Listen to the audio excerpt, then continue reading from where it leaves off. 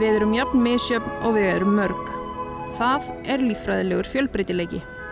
Í heiminum eru 8 milljónir plöntu- og dýrategunda og þá erum við að tala allar tegundir dýra, plantna, sveppa og annarra lífvera sem finnast á jörðinni, en einnig búsvæði og vistkerfi þeirra. Samkvæmt matsskýrslu Intergovernmental Ecosystem Platform on Biodiversity and Ecosystem Services sem ég var að lesa í gær, heil 1 milljón þessara tegunda í útrýmingarhættu. Af hverju eru svona margar tegundir í útrýmingarhættu? Það aðalega út af okkur. Við erum bara svo miklu kjánar, við erum alltaf að útrýma einhverju. Stundum alls að taka eftir því, sko. Svona hvernig við förum með andrúmsloftið okkar, hvernig við förum með hafið, landið, moldina. Þetta spilar allt nefnilega saman, sko. Það dálítið vesenið sem við erum í. Búin að koma ykkur í klandur og við þurfum að vinna ykkur út af því. En hvernig myndi jörðin líta út ef það væri ekki líffræðilegur fjölbreytileiki? Bara svo veggurinn annars steypuveggurinn fyrir aftan held ég. Það væri bara allt svolítið grátt. Svo væntanlega bara fleiri, kannski kóngulær ekki til, sem væri kannski ekki svo slæmt. En núna líka loftslagið í vondum málum. Hvort mikilvægt að græja það fyrst eða hitt? Ég held við getum græja þetta á sama tíma, sko. Og við þurfum eiginlega að græja þetta á sama tíma. Af því að annað getur ekki verið án hins. Það er að segja að kannski líffræðilegur fjölbreytileiki getur ekki verið án stöðugs og góðs loftslags.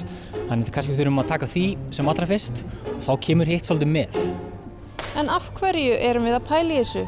Við búum á Íslandi og hér gott vatn og flott fjöll. Þurfum við yfir höfuð að hafa einhverjar áhyggjur?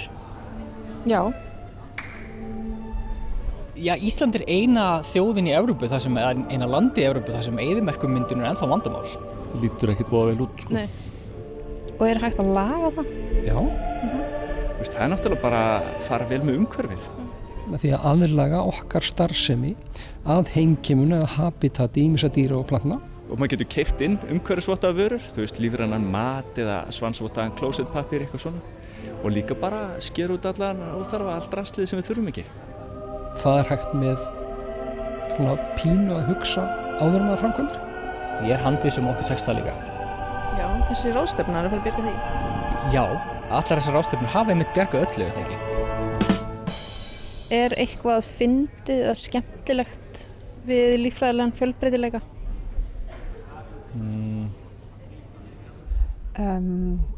Nei.